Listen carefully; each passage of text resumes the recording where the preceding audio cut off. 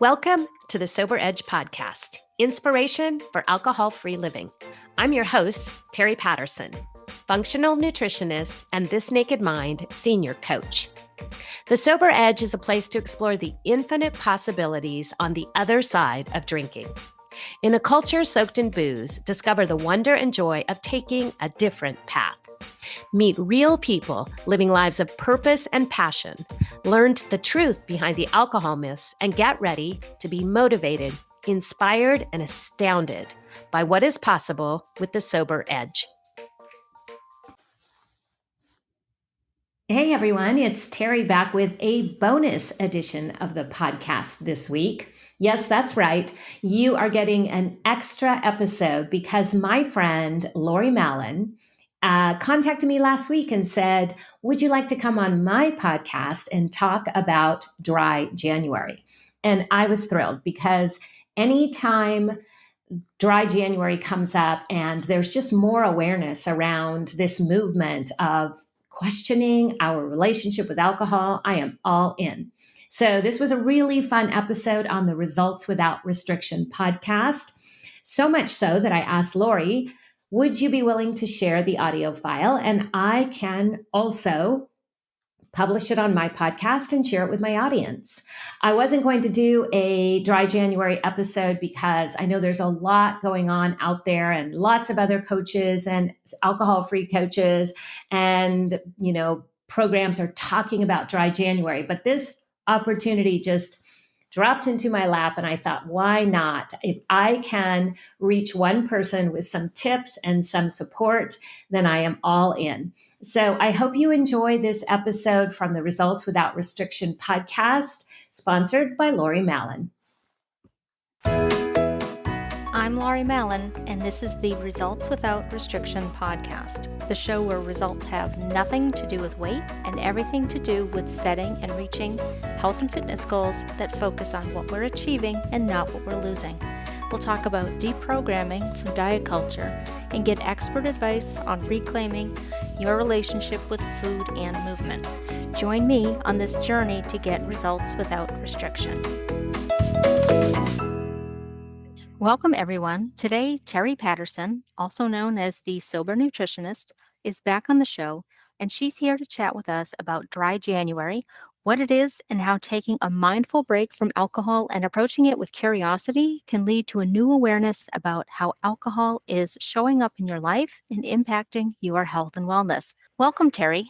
Hi, Laurie. It's so nice to be here. I'm excited to be back on your podcast and having a conversation around dry January. You are like my expert on very compassionately examining our relationship with alcohol and what it means and how it shows up and looking at all the ways that it's impacting the different areas of our life. So I'm excited to dig in with you as we're coming up to January, and a lot of people will be participating in the dry January. So I really want to get some information out there for people to help them participate successfully, however it looks for them. What we're going to start with is, in case anybody doesn't know, what is dry January and why it's becoming more popular in recent years? Yes, we see the roots of dry January actually from 2013 when a British organization called Alcohol Concern, they actually started a charitable fundraiser around taking a 30-day break from drinking alcohol. And the reason they picked January was, of course, because traditionally people might want to make some healthy changes. But the other interesting part is they did it because the pubs and the bars don't get as much business during January. So they thought, oh, this is a good time for people who aren't necessarily going out to the pubs so much to take a mindful break from drinking. And so that's really the roots of it. And it was done to help raise money. And it's been fascinating because the movement has grown since then. And now it is absolutely huge. And I was looking up some statistics because what we see in the United States, it's really interesting in these last few years as awareness around taking a mindful break from drinking has become more popular, we see these dry January numbers just increasing exponentially. So in 2021, we had about 13% of the American population say, yes, I'm considering or I am going to participate in dry January.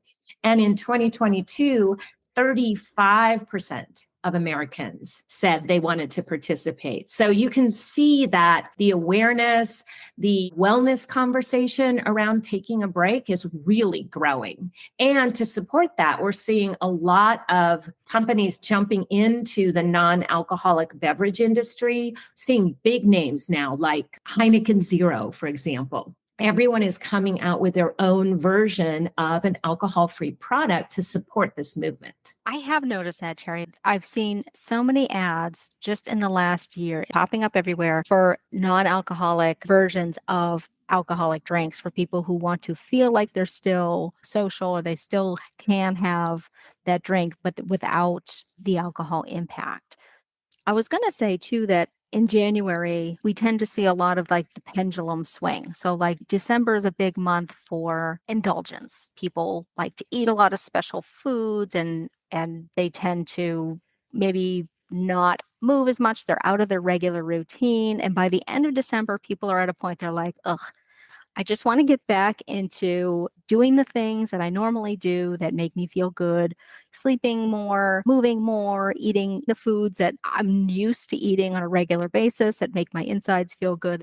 We see that pendulum go from like really enjoying to restriction. I'm going to start a diet. I'm going to start cutting out all these foods. Starting January 1st, I have a resolution. I'm not going to do XYZ. If you've been a big drinker over the holidays, it's probably one of those things that people are just like, oh, I really overdid it. Maybe I need to take a break, or maybe I need to kind of look at what this means. Exactly. And so we often want to be like, it's like an alcohol timeout. So I'm going to take this time out, and alcohol is the enemy, and I'm deprived. I'm sitting over here in the no fun corner, not drinking for the month of January. And so it, again, when we go back to mindset, it's really powerful to think about what we're gaining versus what we're giving up, because we can maybe look at it as deprivation, and that's just not going to serve us in the long term. So it's so much more powerful to say, oh my gosh, I found new ways to honor my body. 100%. Because when I went vegan, like 150 years ago, it feels like at the time, it was more like I approached it with curiosity. What would happen if I took 30 days where I didn't consume this? How would I feel? Would I feel better? I'll give myself permission. As soon as you say I can't, like it's off limits, your brain goes, oh, I have never wanted that more in my entire life than I do right now. But if you kind of approach it with, here's, you know what, I'm going to see how it feels and just keep my mind open and be aware of like what's going on here and there and just make note, how does that feel in my body? Right. So approaching alcohol the same way, what you're gaining could be, better digestion, better sleep, more energy, more friends, more clarity. Like all of these great things can come from this that you wouldn't experience necessarily if you don't take that break or approach that dry January with that curiosity. I love that you mentioned that. It's also interesting too, as you say, we want to be mindful that when we go from indulgence to restriction, that, we need to have time for our mindset to catch up. And one of the things I really love about dry January is it's no longer feels like something that gets sprung on us January 1st. We now see a lot of opportunity to sort of prepare and think about it and plan and have some intention behind it. And we're also seeing that it's not, and you're not an outlier any longer when you choose to participate in dry January. I think if you pay attention, your listeners and all of us will notice more people say, oh yeah, I'm going to take a month off. I'm going to, participate in dry January. And it's now seen as a positive. It's no longer like, oh, I have a problem, I need to take a break from alcohol. I love that. It's just taking a step back and saying, I'm not the only one doing it. We're all doing this together. It's a positive thing. It doesn't automatically mean, you have any kind of label around your alcohol consumption, but we're being curious about how this is showing up for us. So you talked about a couple things that I really want to dig into. When we participate in Dry January, we go the 31 days, cutting back on alcohol and examining the impact that it's having. What are some benefits, either mentally, physically, after the end of that experience? So it depends on if people really are able to go 31 days not drinking. You're going to have different effects than if you cut way back. Like, let's say you have your couple glasses of wine every night, which is very common. And let's say you decide, I'm only going to drink once a week. You're going to experience some benefits for sure, because anytime we take what is basically a toxin out of our system, we're going to feel better. And if you are able to go 31 days with no alcohol, you're going to exponentially feel even better. And so, one of the things I think is really powerful is just notice if it feels challenging to not drink. That's one of the first things that happened for me was I thought, well, I'll take a break and cut back because I realized that, I was drinking more than I wanted to. I was feeling kind of crappy a lot of mornings. I just didn't like that my brain kept saying, well, when's the next drink? When's the next drink? So when I tried to cut back, that's when I realized, oh, this might be a little bit more of an issue than I thought. So I think inviting people to just get really curious about, is this a challenge for me? Is this feel hard? Am I feeling more cravings mentally, physically? And so I think that is a really important part of this. And then once we do cut back, we're going to start seeing things like we're going to have more energy. We're going to have less anxiety. One thing that people don't often realize is that alcohol creates more anxiety because of the adrenaline and cortisol it releases in our body. And so sometimes we think, well, when I drink, I feel less anxiety, or I drink because I'm stressed.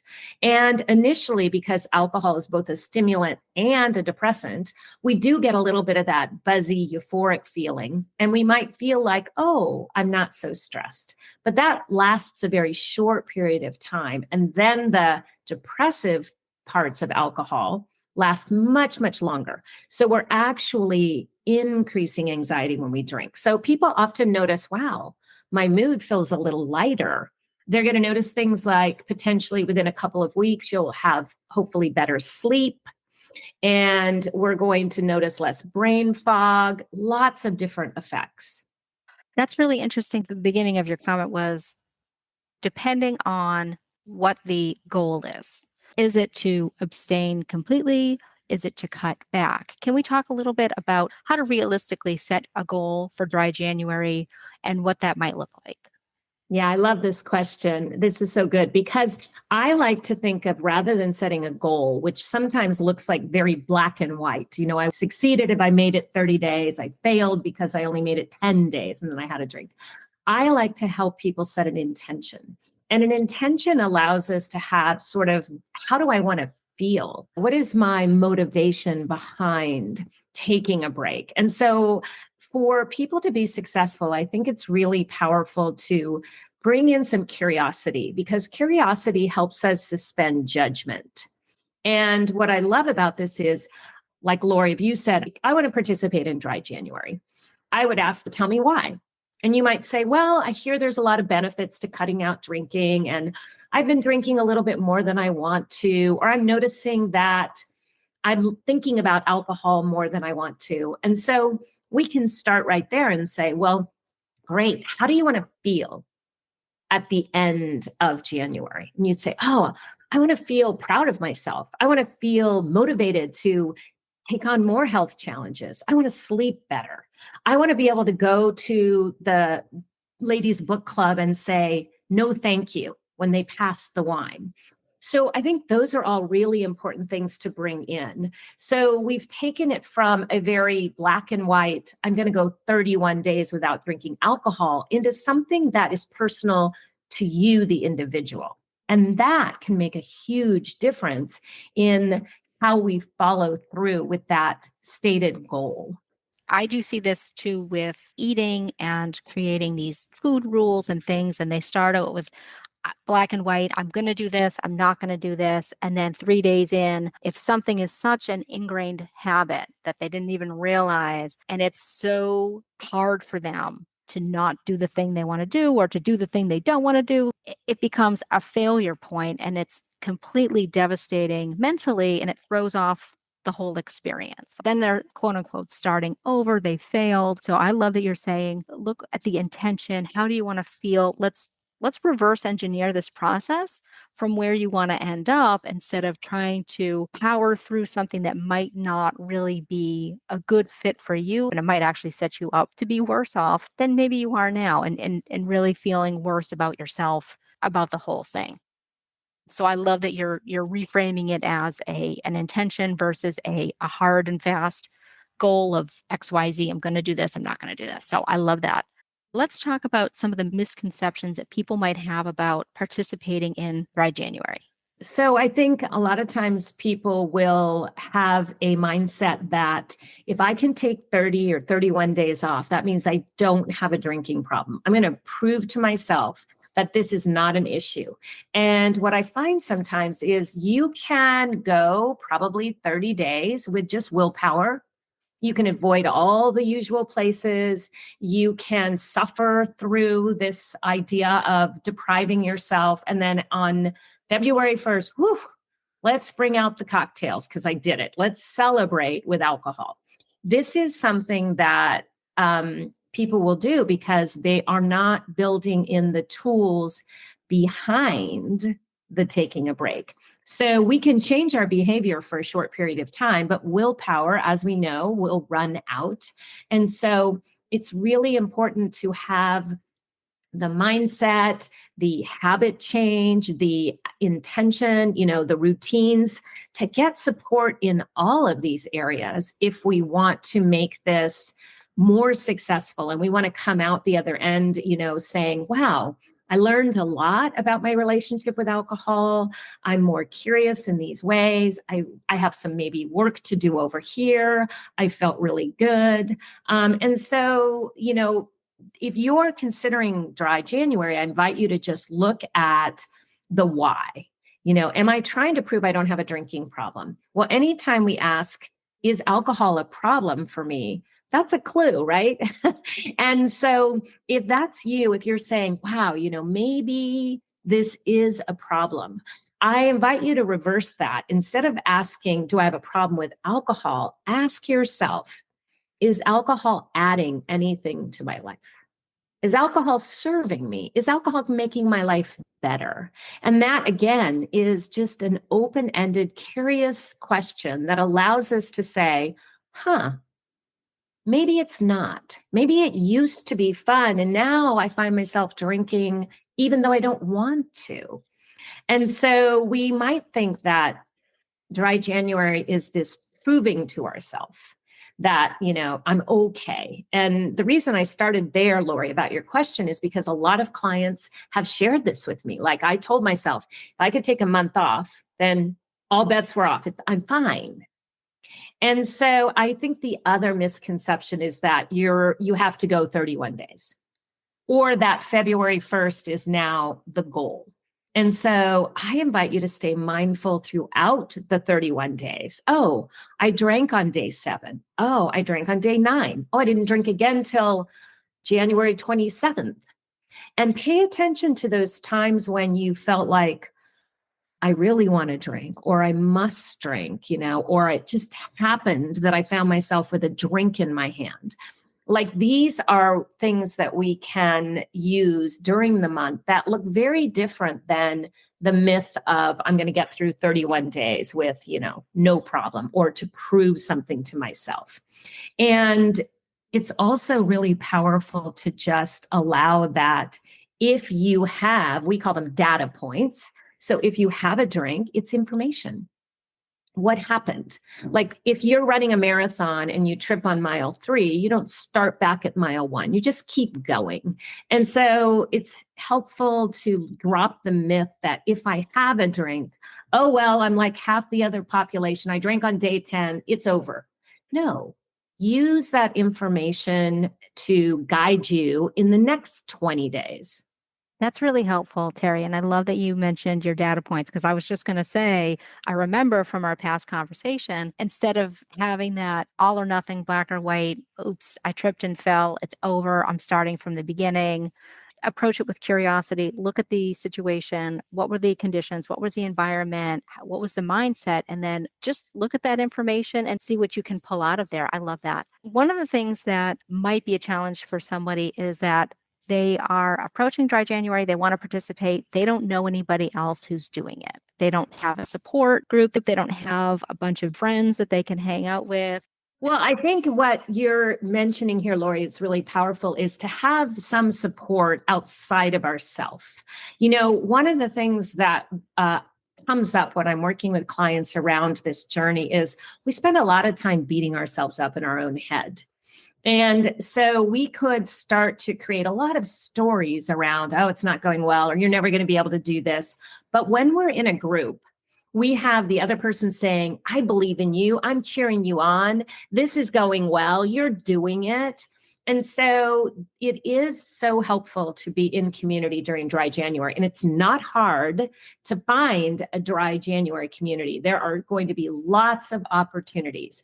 So I think we just start with asking Google, what is available in my area? You could do it online. You can do it maybe in person. There might be a blended atmosphere where people say, hey, we're going to have hiking every Saturday morning during dry January so that you have a reason to get up at 6 a.m. or 7 a.m. as opposed to, oh, I drank on Friday night and now I'm going to sleep until 11 and I didn't make the running group.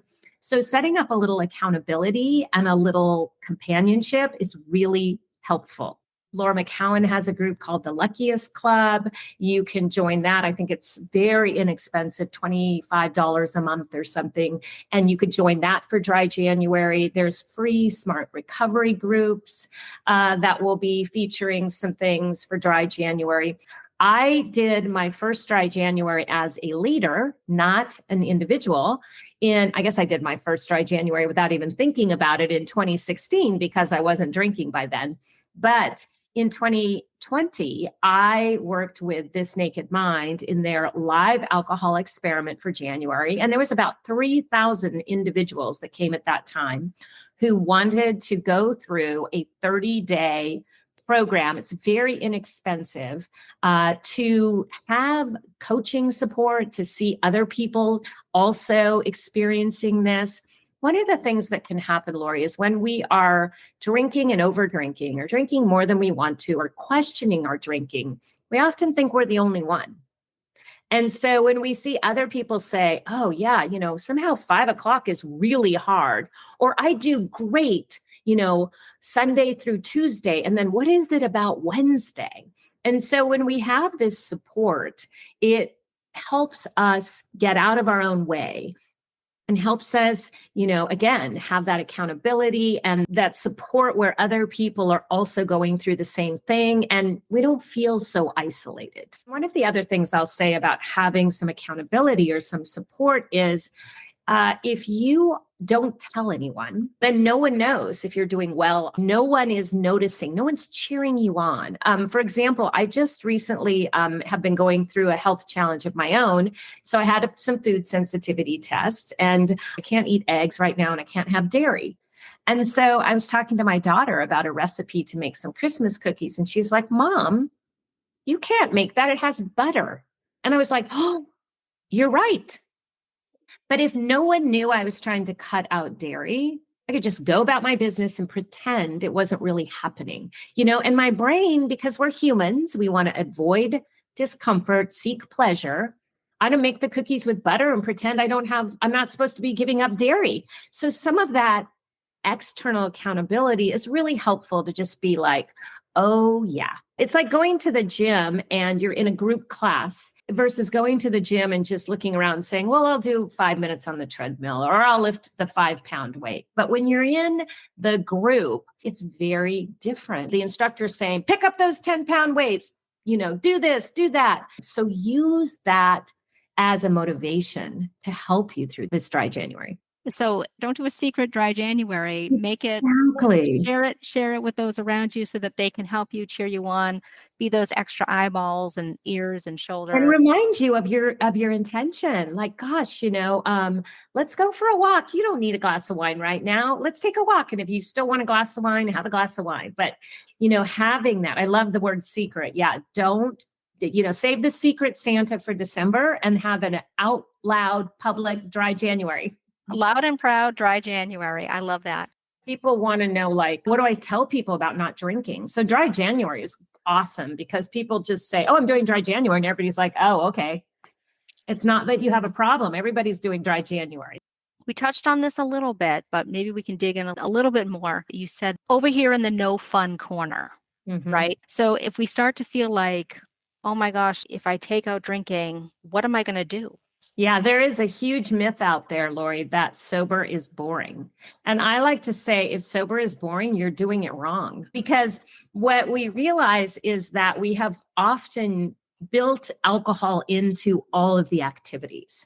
I mean, for example, oh, we're going to go on a picnic. Oh, get that special bottle of rosé so I can drink during the day. Oh, we're going to baby shower. Well, we have to have mimosas.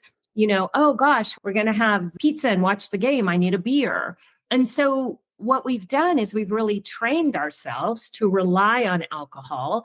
And then we see alcohol as the fun factor, but that's not true. I had a client who was very concerned. In her mind, she thought, well, if I give up alcohol, what really bothers me is I have this memory that I was in Italy and I was sitting out on the terrace with my husband and looking over the vineyards, and the little old wizened old winemaker came out with this very special old bottle, and he poured us this drink, and it was magic. The moment was magical. And I just can't imagine never experiencing that again. And so what I told her was, I said, okay, so let's imagine this. Let's look at that bottle of wine that he poured for you. And I want you to think about taking that bottle of wine into your closet. And I want you to sit in the dark and close the door and have a drink of wine. And then I want you to come out of the closet, metaphorically, and imagine being on this terrace in Italy, and you can smell the flowers. You're experiencing the warm afternoon sun. It's a beautiful vista. You are sitting across from your husband, who you are just gazing into his eyes, thinking this moment is so magical. And the little old wizened man comes out and he pours you this special juice that they make from these old apples. And you toast each other and you think, oh, this moment is magical. So tell me, Laurie, in that moment, was it the wine or was it the experience? So when we think about, well, I have to have alcohol to have fun, we have to ask ourselves, is that true? What happened when I was 10 and I was running around in the backyard playing with my friends, and we were playing doorbell ditch and laughing and hoping we didn't get caught, or running through the sprinklers? Where is that person? That person is still inside of us. We just decided that we needed alcohol. So we had fun at some point in our life without alcohol, and we can get there again. And much of it is a mindset shift. Absolutely true. I love that. February 1st, dry January is over. Now what?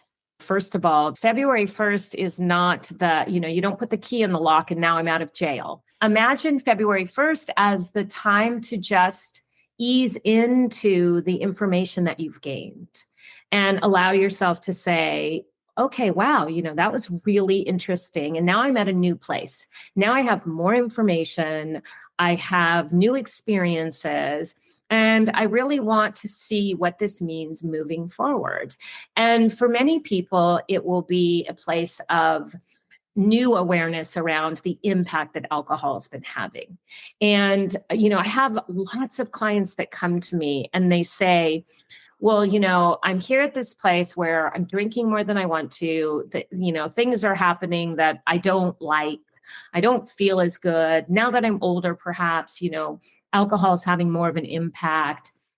But they say, I don't want to stop drinking forever. And so, this is a really important awareness when we say, well, what are the benefits of alcohol? If we took alcohol out for a month and we felt better and we found socializing wasn't as hard and we enjoyed the community aspect, do we really want to go back to putting a toxin in our body on a regular basis or every day? So, I invite people on February 1st to explore, well, what does it mean? And one of the best ways I think to do this is to journal and to really write down, like, okay, here's how I felt during this month. Here is the good, the bad, the ugly. And what do I want to do with this information? Really design your February rather than just default into the old patterns. And that, again, takes some intention. And so while dry January, it might be like, people think, well, it's a month without alcohol. What if it's a month exploring your relationship with alcohol? And then there's more to do maybe in February and March and April. I love that, Terry, because you said January doesn't have to just be a month without alcohol. It could actually be a month with whatever we've been not doing because of alcohol. What Yes. are some activities or things have you been putting off or not interested in doing or not had time for because you've been doing all of these events or activities that are based on alcohol? What can you kind of fill in and explore and try? And maybe that becomes things that you do in February. And I like that you were talking about journaling because then it gives you a chance to revisit who you were on January 1st, why you started it, what were you thinking, how were you feeling, and be able to look back and revisit each of these different points. Maybe you did have a drink, what was going on. It's so much it's so much easier to recall and go back to that when you've written it down. Ask me how Yes. I know. Instead of trying to like remember and just kind of think at the end like, how did that go? Well, guess what? I don't remember. Annie Grace does have the 30-day alcohol experiment as a book. So that's a good resource as well. It's not a journal, but there's questions and there's, a 30 days. Like each day it talks about something different, like alcohol and socializing, alcohol and anger. That's a great resource. I'm glad you mentioned it. I will put the link to that in the show notes as well. Terry, we're going to wrap up, and I was hoping that you could give us your top 3 tips for participating in Dry January. Tip number 1, I'm going to take a page from your playbook and say, write down your intention. What do I want to experience during the month of January? Why? How will I know if I was successful? And I invite you to redefine success. So I'll know because I was paying attention. I brought in awareness. I asked questions. I made new choices, like those types of things. So I invite people to really explore their intention and their why behind taking a 30-day break, and then write that down. And that can be the very first tip, is to set that intention in writing. How do I want to feel? What is my motivation for doing Dry January? And then the second tip would be, ask some questions when you feel like drinking. What am I thinking alcohol will provide in this moment? Am I thinking that, oh, I'm feeling a little social anxiety and alcohol will help, or I'm bored, or I'm lonely, or I feel stressed? All of these things are going to be really powerful to start to untangle where alcohol started to become our go-to. And then the third thing that we touched on is that community aspect. Don't do this in secret. Share with someone.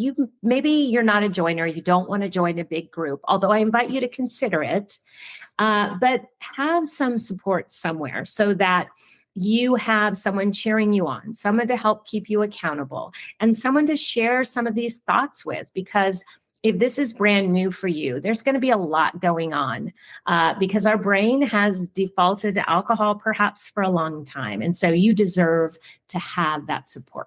The NA beverage, the non-alcoholic beverage industry, is really growing. So have some fun with maybe some mocktails or some special hop water or some kombucha or some teas. Enjoy having an adult beverage. If you had a ritual of pouring a drink every night, just change what's in the glass and allow yourself to just say, wow, it feels really different when I have that sparkling tea.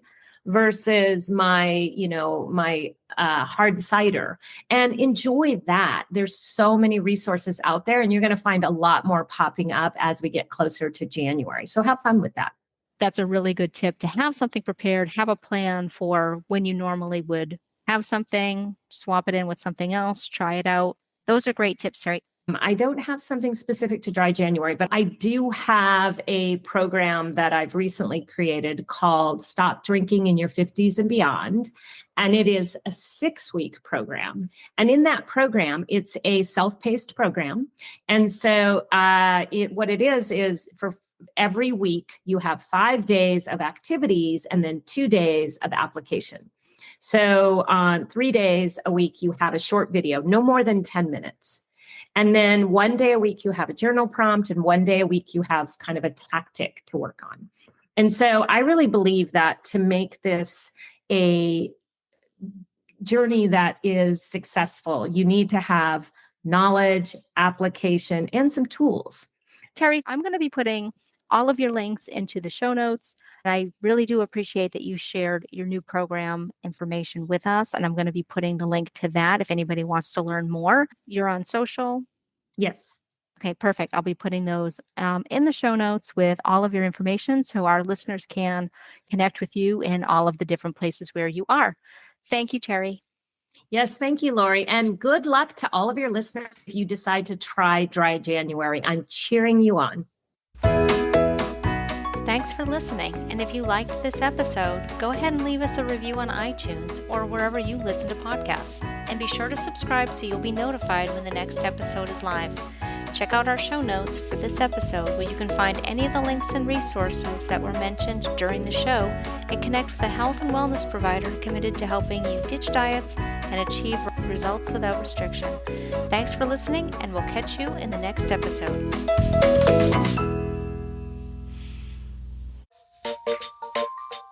I want to thank you for tuning in to the Sober Edge podcast. This is a place for important conversations and a safe place to question everything you thought you knew about drinking. If you're looking for your sober edge, I want to invite you to connect with me at thesobernutritionist.com, where you can grab my free resource, Becoming More, a guide to loving your sober life. And I would be so grateful if you enjoyed this podcast, if you would leave a rating and review, as it will help more people find their sober edge.